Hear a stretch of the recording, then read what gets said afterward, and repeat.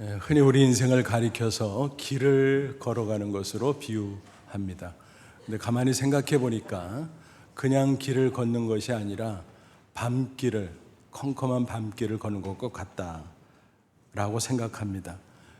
캄캄한 가운데 걸어가면 어떻습니까? 위험한 일도 많고 특별히 방향을 제대로 가늠할 수가 없습니다. 요즘 도시에서야 표지판도 있고 가로등도 있고 그래서 별 어려움이 없습니다만 캄캄한 산길을 간다고 한번 상상해 보십시오. 얼마나 당황스러운가. 심지어 무섭기까지 할 것입니다. 부끄러운 기억입니다만 오래전에 저에게 있었던 일입니다. 벌써 40여 년의 세월이 흘렀습니다. 이제는 편안하게 말을 할 수 있을 것 같습니다.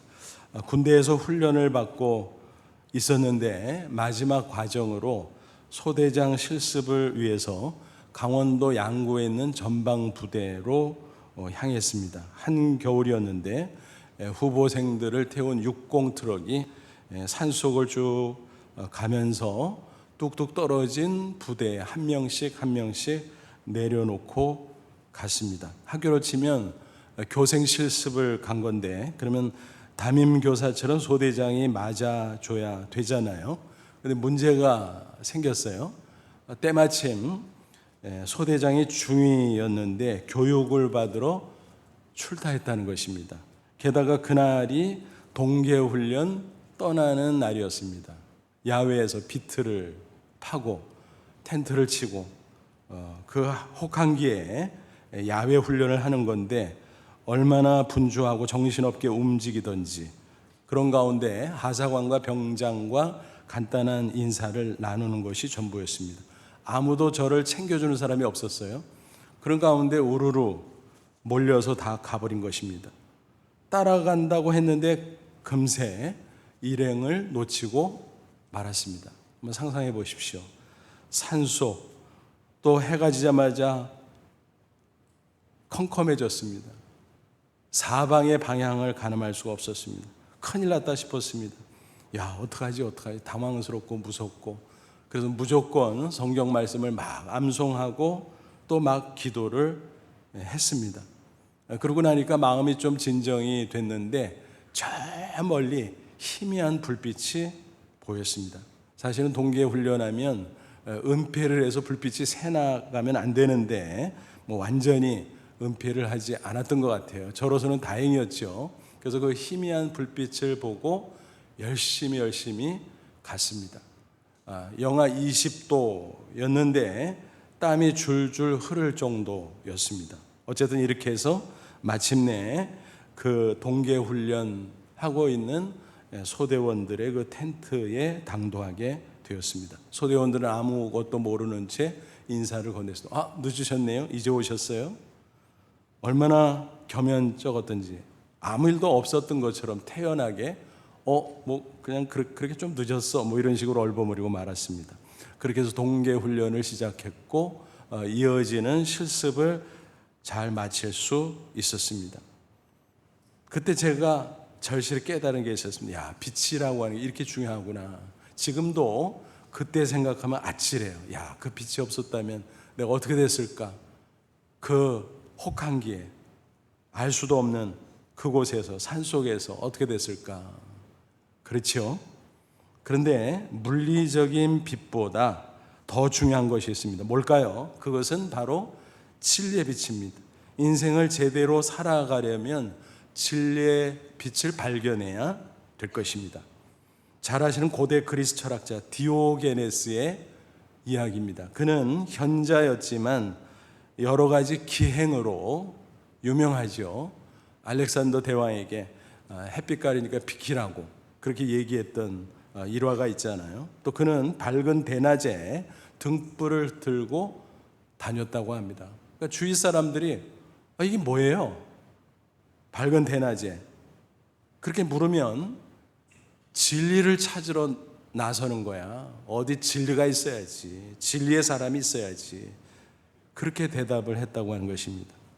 정말 그렇습니다. 우리가 인생을 제대로 살아가려면 진리의 빛이 있어야 하는 것입니다. 그래서 많은 사람들은 저마다 진리를 찾아 나섭니다. 세상의 지식, 학문, 철학, 정보, 유행, 기타 이런저런 것들을 진리로 알고 그것을 따라갑니다. 하지만 안타깝게도 세상에는 상대적 진리밖에 없습니다. 또 경우에 따라서, 상황에 따라서 바뀌는 가변적 진리밖에 없습니다. 그런 것들은 어때요? 엄격하게 말하면 진리라고 말할 수 없습니다. 진리라고 하는 것은 어떤 경우에도 변함이 없어야 되는 것입니다. 즉 절대적 진리만이 참 진리다라는 것입니다. 영국의 기독교 작가였던 C.S. 루이스가 이런 말을 했어요. 한번 잘 들어보세요. 과학은 끊임없이 변하고 있으며 언어는 끊임없이 폐허가 되고 있다. 철학은 계속적으로 자체의 주기를 순환할 뿐이며 제국은 끊임없는 흥망성쇠의 과정을 반복할 뿐이다.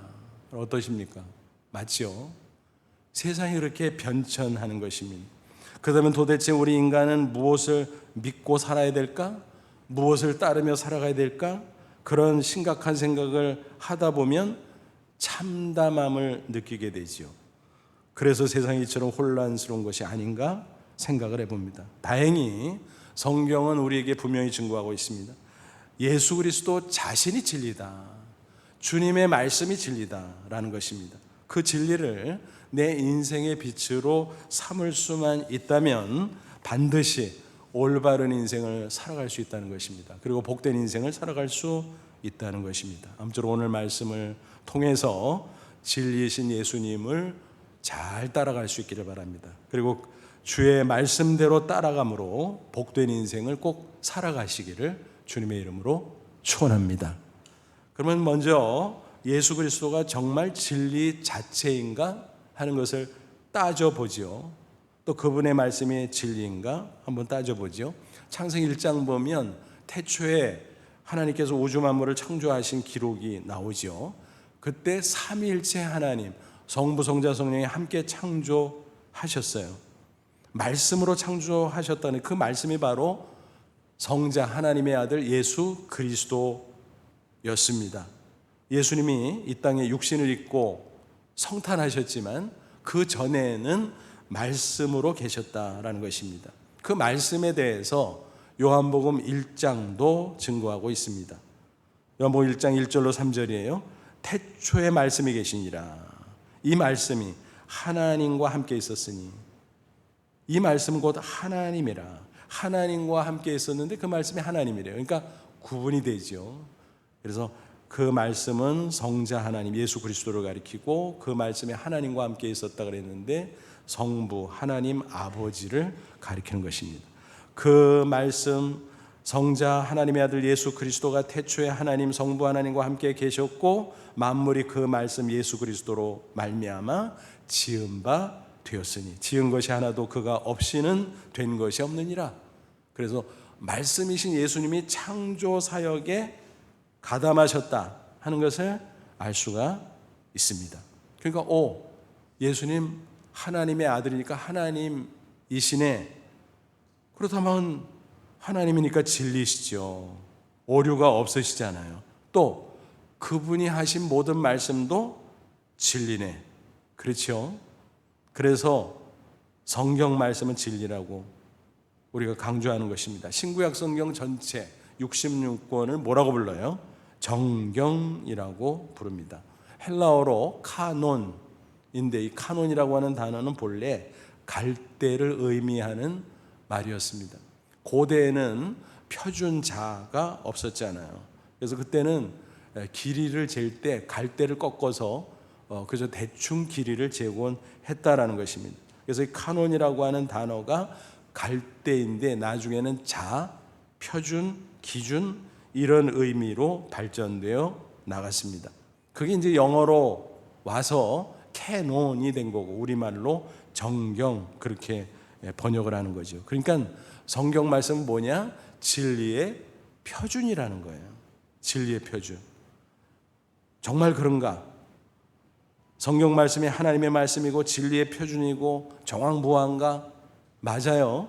그것은 성경의 기록 과정만 잠시 살펴봐도 동의할 수 있습니다. 여러분 66권이 어떤 과정을 거치면서 기록됐을까? 연대로 보면요, BC 15세기부터 AD 1세기까지 한 1600여 년에 걸쳐서 기록됐어요. 그것도 40명이 넘는 사람들에 의해서 기록이 됐습니다. 그런데 흥미롭게도 앞에서부터 끝까지 읽어봐도 일목요연해요. 앞뒤가 딱딱 들어맞아요. 그리고 구구절절 마치 구슬을 꿰듯이 서로 연결되어 있다는 사실을 우리가 발견할 수 있습니다. 어떻게 이런 게 가능할까? 일반 책들과 비교해서 생각하면 쉽게 알 수 있습니다. 너무너무 신기하다는 사실. 뭐 한 사람이 책을 짓는 경우도 있는데 여러 명이 책을 짓는 경우가 있잖아요. 공저라 그러죠. 공저. 그래서 여러 사람이 공저를 하다 보면 원고를 모아서 그것을 편집하면서 그 과정 속에서 서로 조율하고 정리하고 뭐 이런 작업이 필요하잖아요. 그렇게 해도 나중에 책으로 펴낸 다음에 이렇게 훑어보면 이 서로 불일치하네, 서로 잘 안 맞네, 뭐 용어도 다르고 내용도 좀 그러네, 뭐 이런 경우가 다반사입니다. 그거가 비교할 때 성경은 어때요? 편집해야 할 수 있었을까요?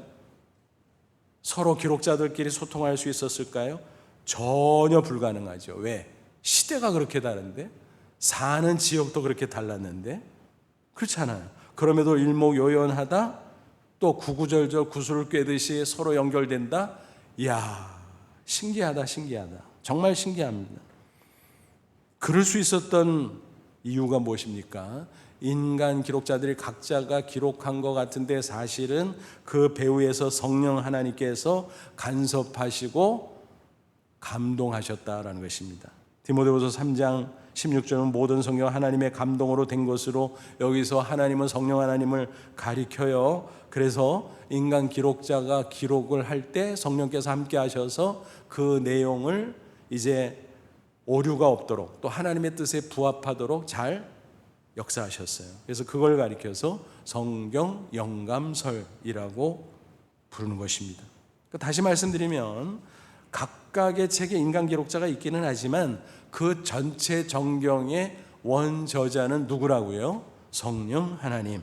그러니까 성령 하나님의 감동 가운데 모든 것이 하나님의 뜻대로 될 수 있었다라는 것입니다. 특별히 성자 예수 그리스도 말씀이라고 했는데 그분이 인간의 육신을 입고 이 땅에 오셨죠. 일반적인 말로는 성탄인데 신학 용어로는 성육신 그래요.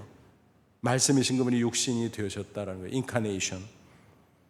요한복음 1장 14절은 증거합니다. 말씀이 육신이 되어 우리 가운데 거하심에 우리가 그 영광을 보니 아버지의 독생자 하나님의 외아들의 영광이요 은혜와 진리가 충만하더라. 그러니까 말씀이신 예수님이 육신을 입고 이 땅에 오셨는데 성탄하셨는데, 그래서 33년 동안 이 땅에 계셨는데 보니까 그분 안에 진리가 충만하더라. 그러니까 예수님 자신이 진리요, 예수님이 하신 말씀들이 진리요, 그렇다는 거예요. 예수님께서 이제 공생애를 마무리하시면서 십자가에 못 박히게 되잖아요. 그런데 그때 어떤 과정이 있었습니까? 유대 종교 지도자들이 예수님을 싫어해서 사내들인 공회에서 어거지 불법 재판을 했어요. 그래서 죄목은 신성모독죄, 하나님의 아들이라고 맞는 소리인데 자기들이 알아보질 못했던 거죠. 신성모독죄는 유대인 율법으로 사형이거든요. 그래서 사형 선고를 내렸는데 문제는 로마의 식민 통치를 받았는데 로마법으로는 신성모독죄가 사형 해당되질 않아. 그러니까 사형 집행권이 로마 정부에 있었으니까 유대 종교 지도자를 어찌할 도리가 없었다는 것입니다. 그래서 꼼수를 써서 빌라도 총독에게 고발한 거예요. 그래서 예수님을 이끌고 가서 불법 재판을 받도록 했는데 그때 슬쩍 죄목을 바꿔요. 뭐라고? 유대인의 왕이라 그랬다고. 그거 반역이잖아요. 반역. 로마법상 국가반역죄는 사형이에요. 그러니까 그런 죄목을 슬쩍 바꿔서 예수님을 십자가형으로 사형시켜달라고 주문을 한 것입니다. 그러니까 빌라도가 그래? 심각하네? 하고 예수님을 인계받아서 신문을 하기 시작합니다. 당신 유대인의 왕이야? 아니, 나는 하늘의 왕이 이 땅의 왕이 아니야. 그래? 그럼 왜 그러는 거예요 도대체? 나는 진리를 증거하러 왔어. 예수님께서 그렇게 말씀하시니까 빌라도가 뭐라 그래요? 요한복음 18장 38절, 진리가 무엇이냐? 그건 뭐예요? 자기가 진리 모른다는 거지. 빌라도도 어쩌면 마음속에 진리를 추구하고 있었지 몰라요. 근데 진리가 뭔지도 몰랐어요. 그래서 인생을 마구 살고 있었어요. 근데 예수님이 진리를 얘기하니까 그럼 진리가 뭔데? 어처구니 없는 말이죠. 왜냐하면 진리 자체이신 하나님의 아들이 자기 앞에 있잖아요. 근데 영적으로 무지해서 목매해서 예수님을 몰라본 거죠. 근데 어쨌든 그런 신문 과정을 통해서 빌라도는 알아차렸어요. 예수는 무죄구나. 유대 종교 지도자들이 증오심으로 핍박하느라고 이렇게 이상하게 얽어맨 거구나. 그래서 유대 종교지들에게 나가서 뭐라 그래요? 이르되 나는 그에게서 아무 죄도 찾지 못하였노라. 그러니까 무죄니까 석방하겠다는 거예요.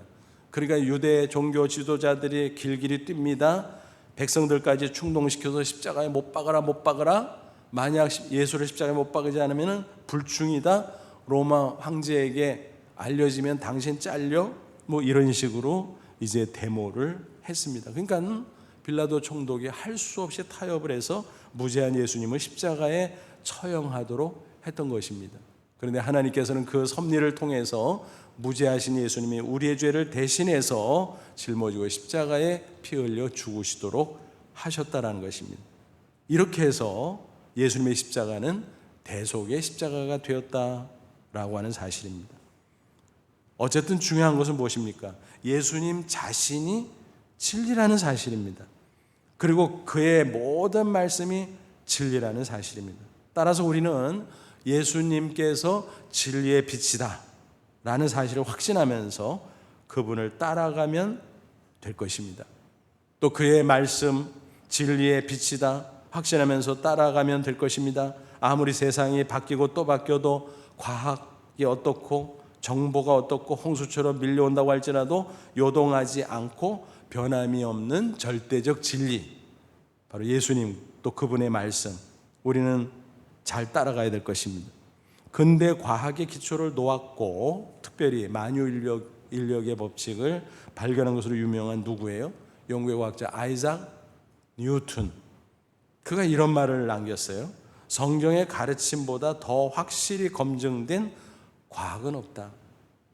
과학자가 한 말이니까 더 의미가 있고 감동적이죠. 흔히 많은 사람들이 오해합니다. 과학이 발달하면 발달할수록 성경과 상충되는 것들이 많아서 성경 진리가 흔들린다. 착각이에요. 오해예요. 성경의 진리는 비과학적인 게 결코 아니에요. 과학이라는 말로 설명을 굳이 하고 싶다면 이렇게 말해야 돼요. 초과학적. 왜 그런가 설명을 한번 해볼까요? 과학이라는 게 뭐예요? 하나님이 우주 만물을 창조했는데 인간이 모르잖아요. 뭐가 뭔지. 그래서 그것을 탐구해서 알아낸 거를 체계화시킨 지식이 쌓여가는 거예요. 그래서 쌓여가고 그게 오늘의 과학 아닙니까? 그러니까 많이 쌓아가서 대단한 것 같은데 사실은 모르는 게 더 많아. 그래서 과학은 발전하게 돼 있는 거예요. 그런데 하나님의 진리는 발전하고 자실 게 없어. 이미 완전하고 절대적 진리인데 뭐. 그러니까 어때요? 성경 진리에 대해서 뭐라고 할 게 없는 거죠. 자기들이 무지한 거지. 성경이 무지한 게 아니잖아요. 그죠? 그래서 그런 오해가 없어야 될 것입니다. 우리는 예수님께서 진리요, 성경 말씀이 진리요, 그 사실을 초도 의심하지 말고 확신해야 될 것입니다. 그럴 때 그 진리가 빛이 되어 우리의 인생을 올바른 길로 인도해 주실 줄로 믿습니다. 오늘 본문 성경 구절이 바로 그거예요. 시편 119편 105절, 주의 말씀은 내 발의 등이요 내 길의 빛이니이다. 내 발의 등 뭐야? 가까운 데 비춰주는 빛이죠. 내 길의 빛은 뭐예요? 저 멀리서 내가 가는 길을 비춰주는 빛이죠. 그러니까 말씀이 내 인생길의 빛이다. 진리의 빛이라는 거예요. 암조록 이 진리의 빛을 잘 따라감으로 올바른 인생 사시고 더 나아가 복된 인생 꼭 살아가시기를 주님의 이름으로 축원합니다. 그럼 구체적으로 그 진리의 빛이 우리 인생을 어떤 길로 인도하는가, 그것을 살펴보죠. 세 가지로 정리해 볼 수 있을 것 같아요. 생명의 길로, 축복의 길로, 그리고 승리의 길로 인도해 주시는 것입니다. 하나하나 살펴보죠. 첫째, 진리의 빛은 우리를 생명의 길로 인도해 줍니다. 성경을 보면 인간의 죄와 사망을 가리켜서 어둠으로 비유합니다. 죄로 인해서 인간은 육신적으로 죽을 뿐만 아니라 영적으로 죽을 수밖에 없어요. 그래서 그 영혼에 두려움, 허무가 밀려와요. 그게 어둠이에요. 그뿐 아니라 마지막 영원한 지옥에 들어갈 수밖에 없습니다. 그런데 예수님을 영혼 가운데 영접하면 그 어둠이 사라져요. 사망과 죄와 또 두려움과 허무 사라져요. 어둠을 이길 수 있는 것은 오직 빛밖에 없잖아요. 빛이 오면 어둠은 즉시 사라집니다.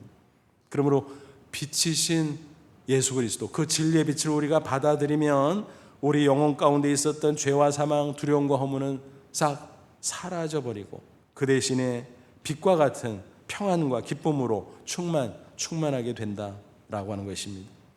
예수님께서 어둠을 이기신 생명의 빛, 진리의 빛이라는 사실을 보여주는 사건이 있어요. 성탄 당시 어떤 일이 있었습니까? 누가복음 2장 보면 베들레헴 지경에 천사가 나타나잖아요. 목자들에게 소식을 전해주기 위해서. 그때 사방이 환한 빛으로 가득했어요. 그 물리적인 빛이 아니에요. 영적인 빛인 것입니다. 또 예수님께서 십자가에 죽으셨다가 부활하시는 그 과정을 봐도 이 어둠과 빛의 관계를 우리가 파악할 수 있어요. 예수님께서 십자가에 달려섰을 때 오전 9시부터 오후 3시까지 6시간 동안 달려 계시다가 운명하셨는데 3시간이 경과한 정오부터 3시간 동안 칠흑 같은 어둠이 사방에 깔렸습니다. 대낮이잖아요. 어떻게 그런 일이 있었을까요? 이적이죠. 물리적인 빛이 사라진 겁니다. 칠흑 같은 어둠. 근데 그것은 더 나가서 죄와 영원한 사망, 또 하나님의 심판에 관한 상징이기도 했습니다. 하나님께서 그렇게 메시지를 전하신 거예요. 그런데 사흘 만에 죄와 사망 권세, 어둠 권세 이고 부활하셨어요. 부활의 아침 어둠이 사라지고 여명이 밝아왔습니다. 마가복음 16장 2절, 안식 후 첫날 매우 일찍이 해 돋은 때에 그 무덤으로 가봤더니 비어 있었다라는 것입니다. 그러니까 부활의 새 아침이죠. 부활의 빛은 인간을 구원하는 생명의 빛인 겁니다. 성경을 보면 지옥은 어떤 곳이라 그랬습니까? 영원한 사망의 장소로 어둠이 가득한 곳입니다. 마태복음 25장 30절, 이 무익한 종을 바깥 어두운데, 지옥을 가리켜요. 내어 쫓으라. 거기서 슬피 울며 이를 갈미 있으리라. 그 어둠의 나라인 그곳에서 영원히 이를 갈며 고통 가운데 사는 것, 그것이 영원한 사망이라는 것입니다. 그 반면 천국은 영생의 장소로 빛이 가득한 나라예요. 계시록 21장 23절, 그 성, 이 성은 뭐예요? 천국의 새 예루살렘 성은 해나 달이 비춤이 쓸데없으니 이는 하나님의 영광이 비치고 어린 양 예수 그리스도가 그 등이 되심이라. 이 세상에 있을 때는 해, 달, 별이 필요해요. 또 인공적인 전등이 필요해요. 하지만 천국에 들어가면 쓸데없어. 왜? 하나님 자신이 빛이거든요. 예수 그리스도 자신이 빛이거든요. 또 그것은 진리의 빛일 뿐만 아니라 영원한 생명의 빛이에요. 그 빛 가운데 우리는 영생하게 된다라고 하는 것입니다. 요한복음 1장 4절 보면 그 안에 말씀이신 예수 안에 생명이 있었으니 이 생명은 사람들의 빛이라. 그래서 이 땅에 오셔서 우리에게 생명의 빛을 주셨고 저 천국에 들어가면 영원한 그 생명의 빛 가운데 우리가 살아가게 된다라는 것입니다. 그런데 안타깝게도 많은 인간들은 이런 진리를 알지를 못합니다. 죄로 영원한 사망으로 가고 있음에도 그걸 몰라요. 영적인 눈이 어두워져서. 그래서 그냥 그리로 가고 있는 겁니다. 안타깝죠? 그런데 진리이신 예수 그리스도가 빛으로 또 생명의 빛으로 이 땅에 오셨습니다. 그 진리를 깨닫고 믿음으로 영접하는 자는 바로 그 빛을 보고 영원한 생명으로 인도함을 받을 수 있다라는 것입니다. 여기서 생명은 무엇입니까? 육신의 생명을 가리키는 게 아니죠. 영적인 생명입니다. 예수님을 믿음으로 영접하면 죄로 죽어 있었던 영혼이 거듭나는, 그래서 새 생명이 되지요. 그때부터 육신의 죽음을 넘어 천국까지 영원히 이어지는 생명, 그래서 영생이라고 부른 것입니다. 그러니까 우리가 예수님만 따라가면 영생을 얻고 천국까지 저절로 들어가게 되는 것입니다. 예수님께서 직접 주신 말씀 계속 인용하죠. 요한복음 14장 6절. 내가 길이요 진리요 생명이니 나로 말미암아 아버지께로 올 자가 없느니라. 길, 진리, 생명, 그 앞에 각각 정관사가 붙어 있다 그랬죠. 유일성을 한 유일한 길, 유일한 진리, 유일한 생명. 그래서 그 진리이신 예수님을 통해서 하나님 아버지께 간다, 천국에 간다. 그게 생명의 길인 것입니다. 이런 진리가 성경에 다 기록되어 있어요. 따라서 우리는 진리이신 예수님을 잘 따라가고 진리인 주님의 말씀을 잘 따르며 살아가야 될 것입니다. 그러면 이 세상에서부터 영생을 누리고 장차 이 세상 떠날 때 당당히 천국에 들어가게 될 줄로 믿습니다. 링컨이 이런 말을 남겼어요. 성경을 늘 펴놓으라. 그러면 당신이 천국 가는 길도 늘 펼쳐져 있을 것이다. 성경책을 펼치고 그 말씀을 읽고 묵상하고 믿음으로 받아들이고 따라가다 보면 영생을 얻고 저 천국을 얻게 될 것이다 라는 것입니다. 아무쪼록 진리이신 예수님 진리인 말씀의 빛을 잘 따라감으로 영생을 누리다가 장차 빛의 나라인 천국에 다 들어가는 저와 여러분 되시기를 축원합니다. 둘째로 진리의 빛은 우리를 축복의 길로 인도합니다. 인간의 범죄, 타락으로 세상에는 저주가 가득합니다. 어둠이죠. 그런데 진리를 따라 살아가게 되면 하나님께서 축복의 길로 인도하십니다. 빛이죠. 신명기를 보면 이 어둠과 빛으로 인생이 각각 갈라진다라는 사실을 강조하고 있습니다. 계속 반복되는 거예요. 너희들 앞에 복이 있다. 그리고 저주가 있다. 양갈래로 갈라진다라는 거예요. 어떻게 해요? 진리를 따라가느냐 아니면 진리를 따라가지 않느냐, 그것에 좌우된다는 것입니다. 특별히 신명기 28장 보면 뭐라 그래요? 그 28장을 축복장이라고 흔히 말하죠. 근데 틀렸어요. 정확하게 말하면 뭐예요? 축복과 저주의 장이에요. 68개 절인데 축복의 메시지와 저주의 메시지를 비교해 보면 1대4 정도가 돼요, 분량이. 그런데 그것을 축복의 장이라고 말하면 정확하지 않은 거죠. 그래서 축복의 메시지, 저주의 메시지가 이어지는데 1절 2절 보면 내가 내 하나님 여호와의 말씀을 삼가 듣고 내가 오늘 내게 명령하는 그 모든 명령 말씀을 지켜 행하면 내 하나님 여호와께서 너를 세계의 모든 민족에 뛰어나게 하실 것이라.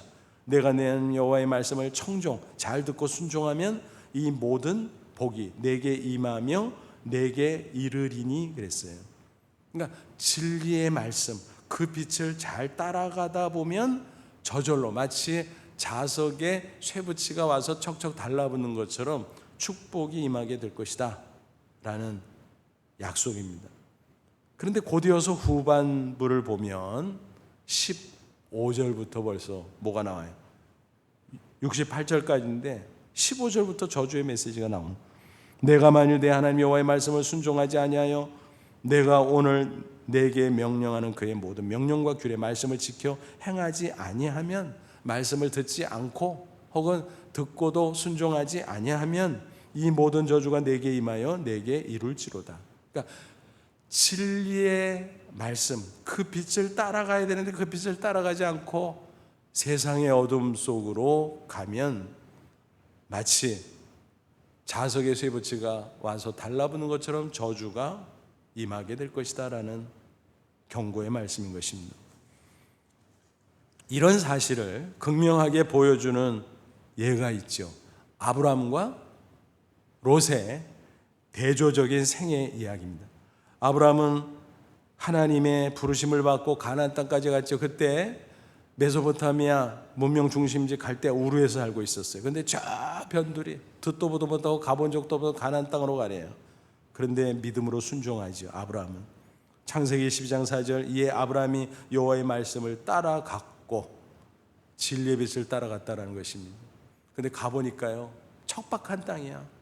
너무너무 힘들어. 땅 한 평도 등기를 못 냈어. 타양살이, 나그네살이. 그러니까 거기서 사는 게 참 힘겨웠어요. 그러던 중 조카 롯이 이제 성인이 되면서 은근히 아브라함 곁을 떠나려고 하는데 어느 날 무슨 일이 터졌어요. 아브라함이 가만히 보니까 롯의 목자, 아브라함 목자 사이에 다툼이 있는 거예요. 왜냐하면 땅이 좁아가지고 목초가 부족해. 그래서 목자들끼리 싸우다가 삼촌하고 조카 의 갈리겠다. 그래서 조카 우리 조금 떨어져 지내지. 기다렸다는 듯으로 롯은 알았어요 하고 좋은 데를 찾아서 훌쩍 떠나버립니다. 아브라함이 얼마나 허전했을까. 하지만 그는 진리의 말씀을 따라가는 사람이었기 때문에 가나안 땅을 떠날 수가 없었습니다. 하지만 롯은 어때요? 진리의 빛을 따라가는 사람이 아니었어요. 세상의 좋은 것들을 따라가는 것이요, 세상의 가치, 세상의 기준, 그것을 따라갔다는 것입니다. 그래서 어떻게 되는가 보세요. 창세기 13장 12, 13절 아브라함은 가나안 땅에 거주하였고 롯은 그 지역의 도시들에 머무르며 좋은 데 찾아가고 또 찾아가고 가다가 그 장막을 옮겨 소돔까지 이르렀더라. 소돔 사람은 여호와 앞에 악하며 큰 죄인이었더라. 어둠의 도성을 따라간 겁니다. 아무리 가나안 땅이 척박해도 하나님의 진리의 말씀을 따라가는 것이었습니다. 그런데 그걸 모르는 채 그것을 부정하고 엉뚱하게 어둠 속으로 기어 들어갔다는 것입니다. 몇 차례 경고했지만 그곳에서 눌러앉아 떠날 줄을 몰랐습니다. 하나님께서 마침내 유황불 심판을 내리지요. 그런데 아브라함이 그 소식을 미리 듣고 간절히 기도합니다. 우리 조카 좀 봐주세요, 봐주세요. 그 기도를 들으신 하나님께서 불쌍히 여기시고 천사를 보내서 롯과 그 아내와 두 딸을 밖으로 빼내죠. 다른 사람들은 듣고도 조롱이나 하고 따라 나서지 않아서 4명만 나왔는데 경고했어요. 절대 뒤돌아보지 마라.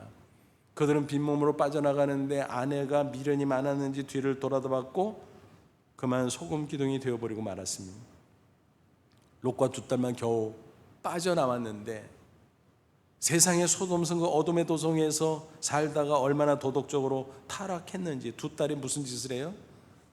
아버지 술 취하게 해서 오늘은 너 내일은 나 하룻밤씩 동침했고 자식을 낳게 됩니다. 그게 모압 족속, 암몬 족속의 조상들이에요. 여러분 구약 역사를 보세요. 이스라엘 민족이 모압과 암몬 족속 때문에 얼마나 고통을 당하는가 보세요. 그게 롯의 씨앗들이었다는 것입니다. 어이없죠? 기가 막히죠? 그러니까 아브라함의 생애를 쭉 추적해보면 처음에는 느리게 가는 줄 알았어요. 너무 힘들다, 잘 안 되는 것 같다. 그런데 갈수록 하나님께서 그를 크게 축복하는 것을 우리가 확인하게 됩니다. 그는 진리의 말씀, 그 빛을 따라갈 때 축복의 길로 인도함을 받았다는 것입니다. 반면에 롯은 어때요? 막 토끼처럼 막 벌짝벌짝 뛰면서 빨리 달려가는 줄 알고 잘 되는 줄 알았는데 빨리 망하는 길이었어요. 어둠 속으로 기어 들어가는 것이었어요. 너무너무 안타깝지요.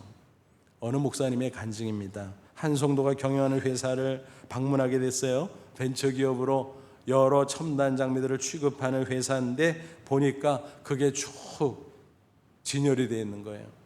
최신형이다, 최고급이다. 기가 막히다. 쭉 배열이 되어 있는데 그 옆에 어울리지 않게 작은 책상에 낡은 성경책이 놓여져 있는 거예요. 그래서 뭐 성경책이 좋은 것이기는 하지만 좀 옆에 있는 게 어울리지 않는다 싶어서 슬쩍 물었어요. 아니 첨단 장미 옆에 왜 이렇게 해 두셨어요? 그저 그 정도는 빙그레 웃으면서 이렇게 대답을 했습니다. 성경책이야말로 최고의 첨단 장비거든요. 이 성경을 펼칠 때마다 하나님께서 새로운 아이디어를 주시고 새로운 갈 길을 열어주십니다. 그대로 따라가다 보면 예상할 수도 없었던 놀라운 축복의 길에 접어들게 되죠. 얼마나 놀라운 고백입니까? 시편 1편 보면 어떤 사람이 복 있는 사람이라고 했습니까? 2절 3절 오직 여호와의 율법 말씀을 즐거워하여 그 율법 말씀을 주야로 묵상하는도다. 그는 시냇가에 심은 나무가 철을 따라 열매를 맺으며 그 잎사귀가 마르지 않는 같이 그가 하는 모든 일이 다 형통하리로다. 말씀을 묵상하고 주의 뜻대로 그 빛을 따라가면 풍성한 축복의 열매를 맺나 축복의 길로 나아가게 된다는 것입니다. 아무쪼록 저와 여러분도 진리이신 예수님 진리 말씀을 잘 따라감으로 축복의 길로 잘 인도 받으시기를 주님의 이름으로 축원합니다. 셋째로 진리에 비친 우리를 승리의 길로 인도합니다. 세상은 위험하지요, 환난이 가득하지요, 어둠입니다. 그런데 자칫 잘못하면 길을 잃고 그 가운데 방황할 수가 있어요. 심한 경우 절망하게 되고 또 잘못하면 인생을 영영 망칠 수도 있다는 것입니다. 따라서 우리는 진리의 말씀을 따라 살되 우리가 혹시라도 방향을 잃지 않았나 수시로 점검해야 돼요. 왜냐하면 너무 분주한 삶을 세상에서 살다 보니까 잃어버릴 수 있다는 것입니다. 세상에 휩쓸리다가 혹시라도 길을 잃어버린 것을 발견하면 신속히 올바른 방향을 찾고 제자리를 잡아야 될 것입니다. 빌리 그레이엄 목사가 이런 말을 했어요. 우리의 범민 중에 95%는 성경을 읽지 않는 데서 생기는 것이다. 정말 그렇죠. 말씀을 읽고 묵상하고 진리의 빛을 잘 따라가면 방황할 일이 없어요. 근데 그것을 놓치면 그 틈을 타고 어둠이 우리를 덮치고 어두운 길로 우리가 빠져버릴 수도 있다라는 것입니다. 그러므로 혹시라도 그런 길을 잃어버리는, 방향을 잃어버리는 상황이 벌어지면 속히 진리의 말씀을 다시 붙들어야 될 것입니다. 시편 119편 176절 이른 양같이 내가 방황하오니 주의 종을 찾으소서 내가 주의 계명들을 잊지 아니함이라. 말씀을 놓칠 때 이른 양처럼 방황할 수밖에 없다는 것. 그러나 주님 나를 붙잡아 주십시오. 그리고 내가 주의 말씀을 붙잡겠습니다. 그런 고백이지요. 마치 이런 것입니다. 캄캄한 밤바다를 항해하는 배가 그만 길을 잃고 표류를 합니다. 나침반도 볼 수가 없을 정도예요. 그러면 어떻게 하지요? 구름 사이로 보이는 별들 찾아야 됩니다. 북극성 찾아야 됩니다. 왜요? 북극성은 정북향이거든요. 그래서 그것을 다 찾으면 그것을 기준으로 방향을 잡고 나아갈 수 있고 결국 승리할 수 있다는 것입니다. 아주 오래전에 군 형무소에서 있었던 일입니다. 2명의 사형수가 있었는데 A는 탈영해서 총기 난사로 무고한 민간인들을 살해했어요. B는 월남전에 참전했는데 화가 난다고 동료 병사들을 향해 총을 난사해서 여러 명을 살해했습니다. 그래서 사형수가 되어서 각각 수감 중이었습니다. 그런데 A와 B의 인생이 완전히 갈렸습니다. A는 처형 날짜가 다가올수록 발악을 했습니다. 그리고 이제 얼마 남지 않은데 뭐하지? 자기 있는 돈 없는 돈 다 긁어다가 먹을 것을 사서 실컷 먹고 죽자 생각하고 실행했습니다. 그러다가 결국 형장의 이슬로 사라져 버렸죠.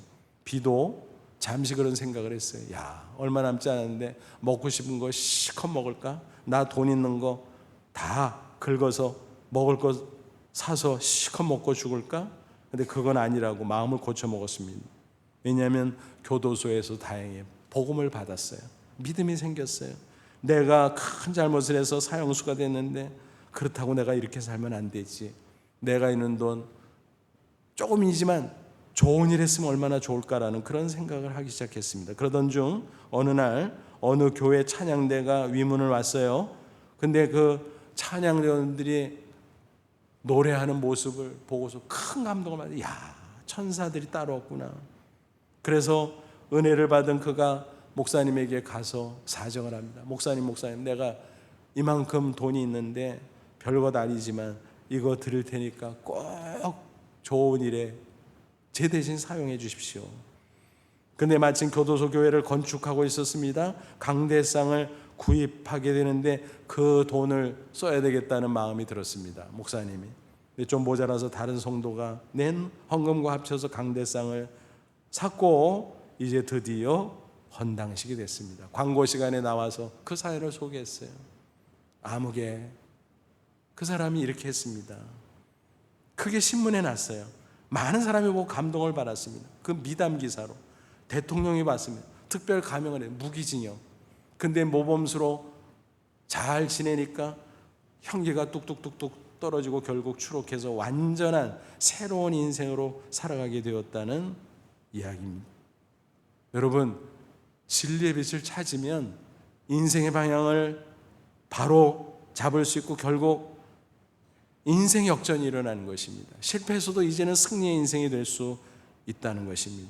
그렇습니다. 우리도 부족한 인간이기에 실수하고 방황할 수 있어요. 하지만 인생이 흔들리다가도 다시 진리의 빛으로 나가면 얼마든지 회복되고 놀라운 반전의 역사가 나타날 줄로 믿습니다. 여러분, 세상은 어떻습니까? 죄와 사망 그리고 위험과 환난, 어둠으로 가득합니다. 그 어둠 속을 걸어가는 것 같아요, 우리 인생이.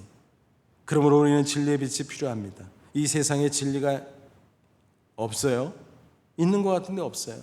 그럴 때 보지만 상대적 진리요, 변화무쌍한 거짓 진리에 불과하다라고 하는 것입니다.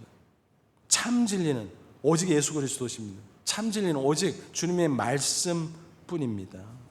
아무쪼록 오늘 말씀을 마음속에 꼭 새기십시오. 주의 말씀은 내 발의 등이요 내 길의 빛이니이다. 진리의 빛 우리에게 필요합니다. 진리는 나의 빛이다.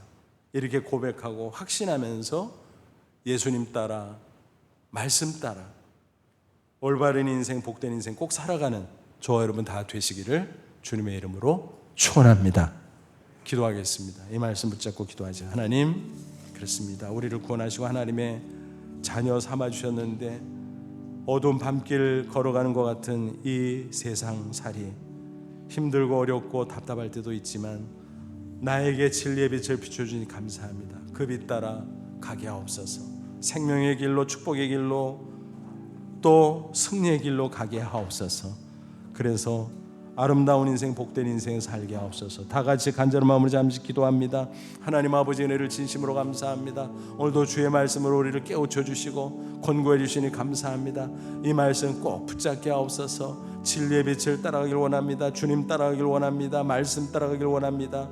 그래서 생명을 누리다가 영원한 천국 가게 하시고 축복의 길로 걷게 하시고 때때로 방황할지라도 말씀의 빛을 따라감으로 승리하는 놀라운 인생 되게 해 주시옵소서.